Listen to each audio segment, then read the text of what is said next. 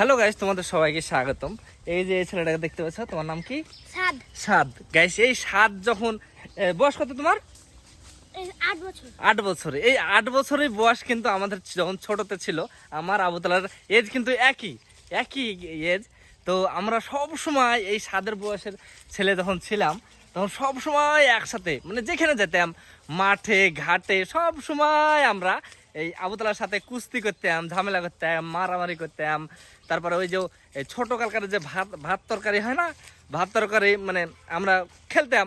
তো এই সব জিনিসগুলা মানে খুবই ভালো লাগতো। এখন মানে অনেক দিন পর আবুতালার সঙ্গে দেখা হয়েছে, যে ওই কথাগুলো মনে পড়ছে, যে ছোটোবেলায় আমরা কত সুন্দর করে খেলেছি, কিন্তু এখন আর টাইম পাওয়া যাচ্ছে না। এখন সব বিভিন্ন জায়গায় সব বিয়ে শাদী করার পরে সংসারের জন্যে, মানে ছেলেপেলের জন্যে, ভালো থাকার জন্যে আমরা বিদেশে খাটছি। এখন বিদেশ, কেরালা, কে বোম্বাই, কে দিল্লি। আবুতালা কিছু বলো, তোমার ছোটোবেলাকার সেই আমাদের কাহিনীগুলো বলো তো।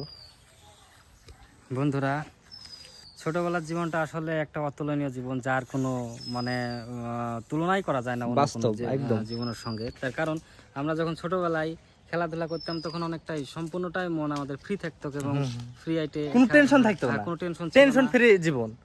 টেনশন ফ্রি জীবনে আমরা খেলাধুলা করেছি একসঙ্গে, বাগানে, এইখানে ওখানে সব জায়গায় ঘোরাফেরা করেছি। কিন্তু এখন বর্তমান আমাদের হাতে পায়ে শিকল বাঁধার মতন অবস্থা, বুঝতে পারছো বন্ধুরা। বিয়ে শাদী করে পরে একটা দায়িত্ব, বিশাল বড় একটা দায়িত্ব। না, বিয়ে শাদী তো করতেই হবে, তাই না? হ্যাঁ, দায়িত্ব তো রাখতে হবে, তার মধ্যে স্বাধীন থাকার চেষ্টা করতে হবে।